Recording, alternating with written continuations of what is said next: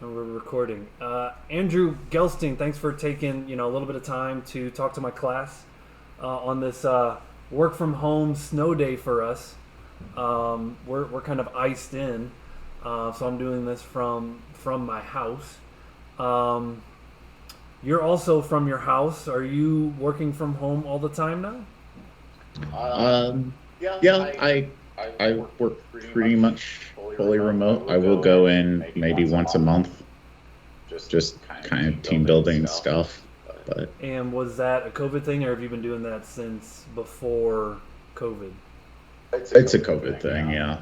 Okay. They've been trying to get us back in a bit more, but things aren't really working for that. Yeah. Okay. Yeah, I just noticed the video was a little laggy. I just had to change a setting. Well, cool, Mm. man. Thanks for taking a little time. So what? Let's start with some basics. So why don't you just how would you introduce yourself? Uh, I'm a software developer living in St. Louis, Missouri. I work in the telecom and I guess you'd call it the telecom and services like electrical, internet, and I work for a co-op called National Institute Solutions Cooperative. We provide internet and electricity to rural areas, and it's a it's an important thing because everybody needs internet, and what they call them digital digital deserts or something. I can't recall the specific term for an area that has no internet or really poor internet connection. Yeah. But yeah, it's been very rewarding so far. The particular group I'm with is NISC, and I primarily program in Angular and do some Spring Boot, a lot of TypeScript, a lot of JavaScript. Now, how many years have you been in the industry? Right now, about eight 8 years. So you've years. been. It's 2012. I think you said then 2014 or so. Yeah, 2014 I started out at USPS. Okay. So your first company was USPS, and then have you just been at the two companies, or how many have you been at in between? The way I actually got in was I was with a sourcing company or a placement company called Advanced Resources. I was with them for a year, and they placed me at Northrop Grumman, where I stayed for 2.5 years. And that was still at the post office. And then I moved to Eagle Technology, which is in Illinois. They are contractors for the Air Force. And I did some Department of Defense work for them. Nice. And then after 3 years there, I moved over to NISC. So that's pretty much been the career so far. Nice. Yeah, I mean, I'm pretty familiar with NISC. I've had, Brian. well, Brian has worked there. Jordan's worked there. You've worked there now. I've toured there. I've taken classes there on more than one occasion, and it's a super cool office area. I mean, I guess you're not in that office area too often, but really nice office and really nice area. So Yep. pretty cool employer, at least from outside looking in. Yeah, they're great. I really do enjoy working there. Nice. And so you said your job title is just a software developer. Is it a mid-level, senior level? Do they give a title like that, or is it just software They developer? it says senior software specialist, but I'm really a level two, and so software dev level two, and then we have a level three, and then we have an engineer level one, engineer level two, architect. Feel like relabeling our stuff all the time. Nice. I'm just checking out Discord, seeing what my students are saying. So major languages. So Angular, you mentioned TypeScript, obviously a lot of JavaScript. Now, the class is a C# class. Have you ever done some C# development? Yeah, I did a lot of .NET Core development with Eagle Tech Group. I do not do C# anymore, but all the C# concepts are very transferable between Java. Like, if you know how to do it. I know everybody says that, and at first it takes a second, but you can pick up Java really quickly if you know C# as well. Cool. Throughout your 8 years in the industry, are there any projects that you've just really enjoyed working on more than the others, or that you would say has just been kind of like pretty cool that you got to work on that?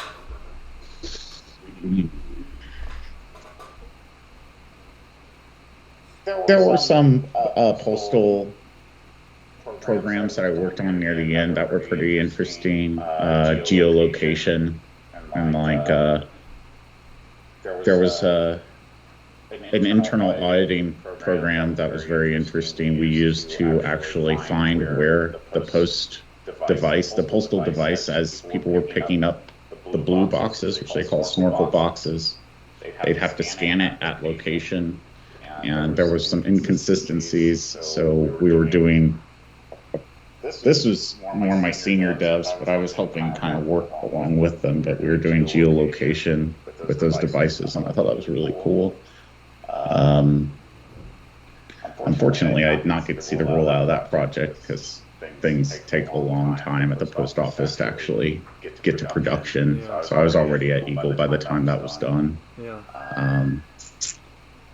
Trying to think what else. Eagle, we worked on, Eagle had, we were working on an internal application for managing employee timesheets and stuff like that, and I was trying to build that up in Ionic. And I was working with someone else on that. I don't know if anyone's actually worked with Ionic. Framework is something that's really cool. It's a sort of you can make a mobile app, what they call it, a hybrid web app. Yeah. So there's a lot of cool things. Mostly what's fun and exciting is having the opportunity for me to work on with some new technology I actually want to work with, which Eagle really allowed me to do that. They said, if you have a proposal and you can put together something that looks decent, then we will consider it. And those are the sort of places I really enjoy working, where they encourage you to go out and try things. Yeah. So you're not working with old technology stacks, and you're getting to try some of the newer stuff out there. Yeah. Like I could talk a lot on that, but yeah, awesome. So what's a day in the life of Andrew like? I manage an offshore team right now. So when I wake up, I have a lot of emails, and I have a lot of mentions on Teams and a lot of ats. So I have to kind of sort through all that stuff in the morning, and a lot of my work right now is less programming and more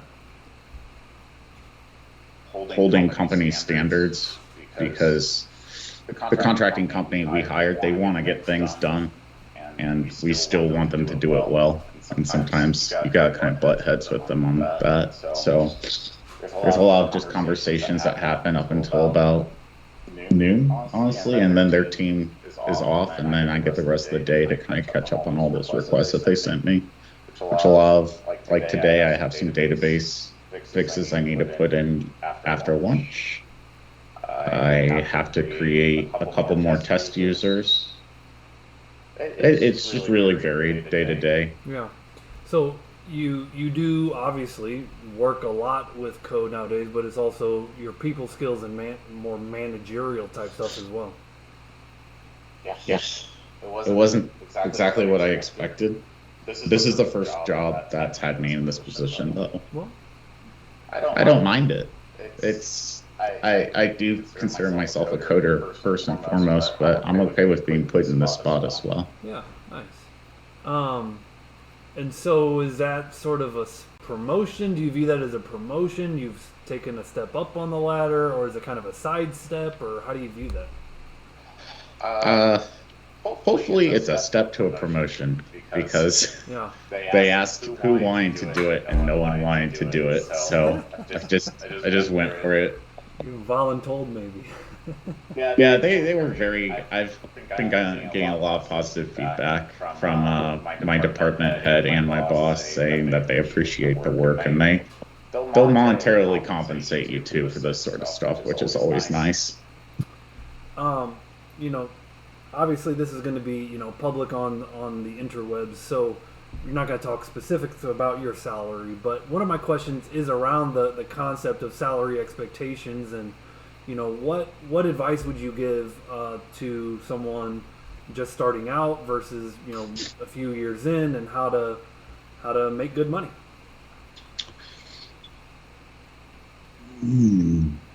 I mean, just starting out, it's really the market is so in our favor right now. I think everybody has the opportunity to get a pretty good situation to start. Like you should be able to get probably about 50K, maybe 40K. I'm not exactly sure what the market's like right now. That was my first job, but a lot of times when you get put on with placement, or placement companies still have things like, oh, you don't get health care for the first year. So you gotta be very careful about things like that as well. Or like not getting benefits for a whole year is actually a very big deal, especially if you are having to pay for your own health care. Yeah.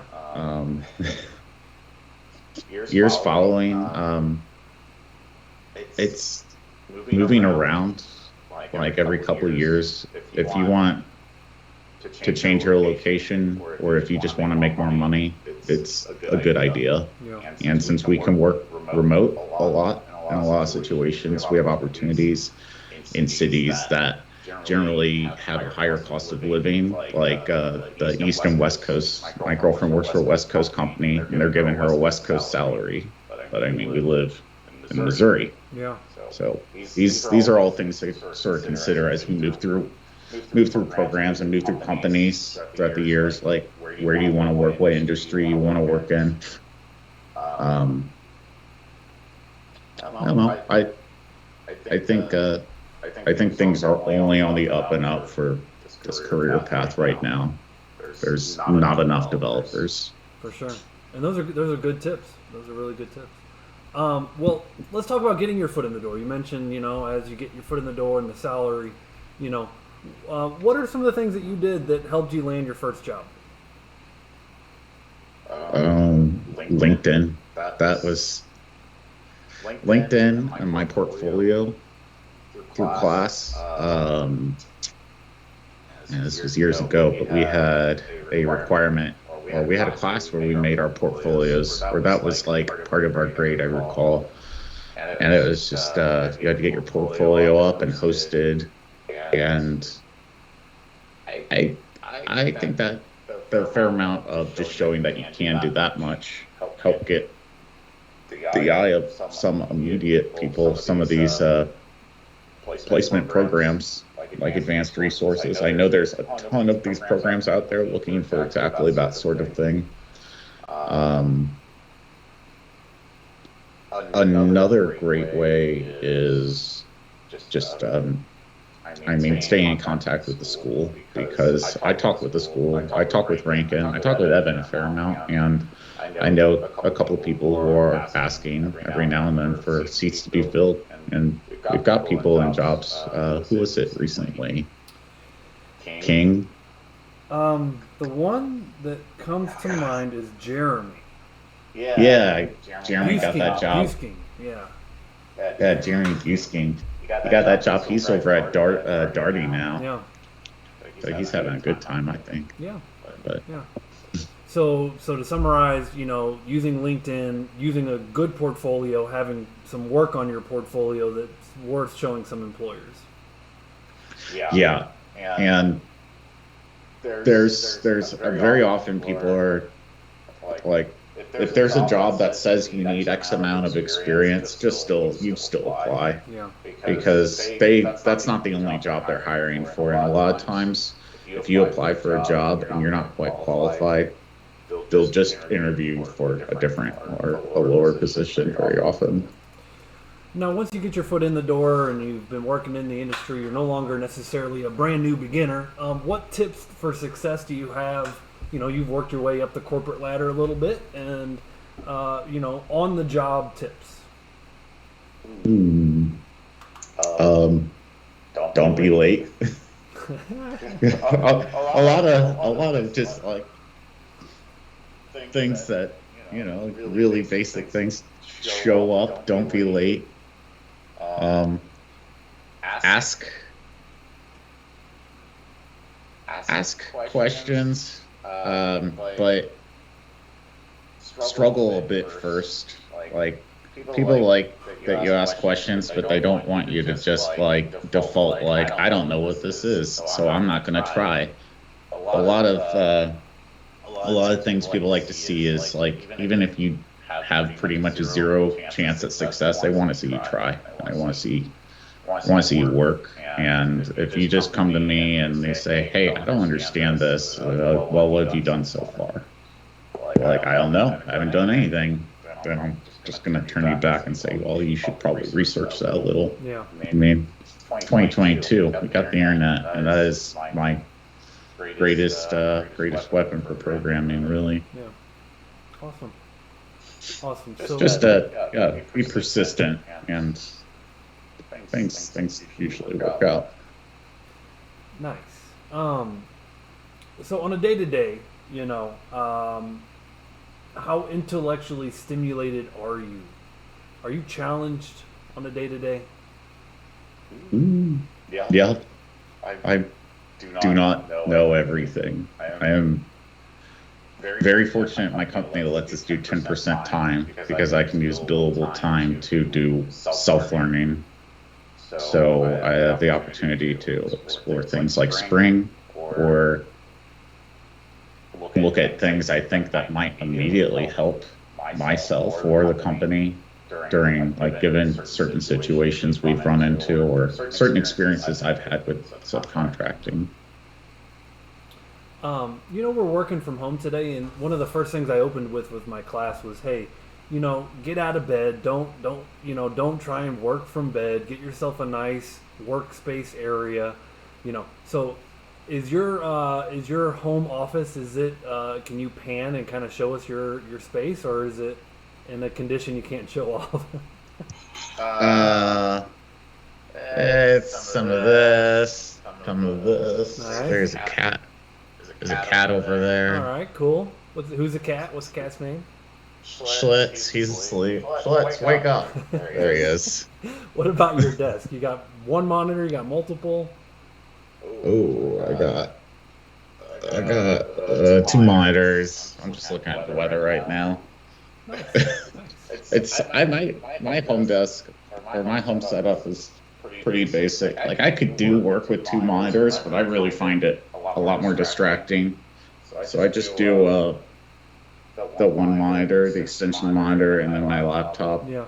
And I have my personal computer over here, and I just usually listen to music on my personal computer while I work on my other computer. So yeah, we've heard that tip is finding some sort of like music that you can get into the groove and code to. What kind of music do you listen to while you're coding?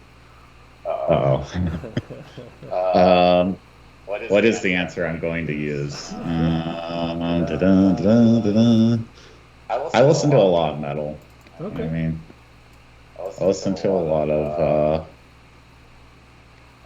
I'm trying to find it appropriate. We'll just say I listen to a lot of metal. That's cool. It's good enough. Working out metal and rap. I like Freddie Gibbs a lot. I listen to a lot of his stuff. Nice. But again, I'm not as cool as you, so I don't know who Freddie Gibbs is. hey, I'm sure everybody in the chat knows. There you go. That's the list of pre-recorded questions that I had. I guess the only other thing is, so you've been out for 8 years, and you've climbed the ladder. You've seen some industry success. Congrats. Happy for you. What about the next 8 to 10 years? You going to be in the industry for the foreseeable future? What's next? I mean, I like what I'm doing. Yeah. And I like where I'm at. I think I'll just I'll keep going. I mean, I'm 34. I got quite a ways till I retire. I'm hoping, to be able to retire. Yeah. It's, the industry I work in right now, the company I work for, I do enjoy a lot, and they are very focused. They're the only company I've seen that's very focused on employee retention with developers, and they'll try to give you, if like a couple of years go by and just our overall salary goes up, and they're going to bring us up to that as well. So they got a lot of people there with 15 years and 20 years, which I found is really unusual. But I mean, the work is good. It's not super exciting. I would like to move somewhere and do something a little more than web forms sometimes. Yeah. But I do have side work that I can do as well. Work outside of work. But Nice. Well, man, hey, super happy. Thanks for taking the time. You know, I just wanted to touch base with you and cover some of these basics. So I think you answered the questions really well. I think you give the current students something to strive for being. You know, hopefully, I'm sure a lot of students, 5 to 10 years, hope to be exactly where you are. So, congrats on your success. And let me open up my Discord. See what kind of questions anyone might have. So my class, watching live, I see a couple people typing. So let's see what kind of questions they got. I like questions. Let's see what we got. You're on LinkedIn, yeah? So if they wanted to kind of reach out and connect on LinkedIn? Connect, yeah, that's fine. I am willing to connect with anyone on LinkedIn right now. What kind of outside work do you do? You talk about outside work. I've been playing with this thing called Mirage.js. It's just like a cool little thing. My old boss from USPS sent me because it's API mocking just from without the backend. So, well, API mocking and a JavaScript library. Okay. So something to look into. Yeah, it's super cool, and I think it might actually have work application because we constantly have to battle for deployment channels of certain services at my job, and the contracting company will say, "Oh, we don't have access," and I was like, maybe I could just have you mock out the responses and mock out your library, but I'm trying to find out if that's a viable solution here at home. I don't know if it's going to scale quite right. Okay. I had a question pop in and pop out of mind. What's it gonna be? I don't know. Class is ending anyways. It's noon. Thanks again, Andrew, man. Thanks for touching base. Good to see you. Yeah, I'll talk to you guys later. Okay, Let's later. connect anytime. Thanks, man. Bye.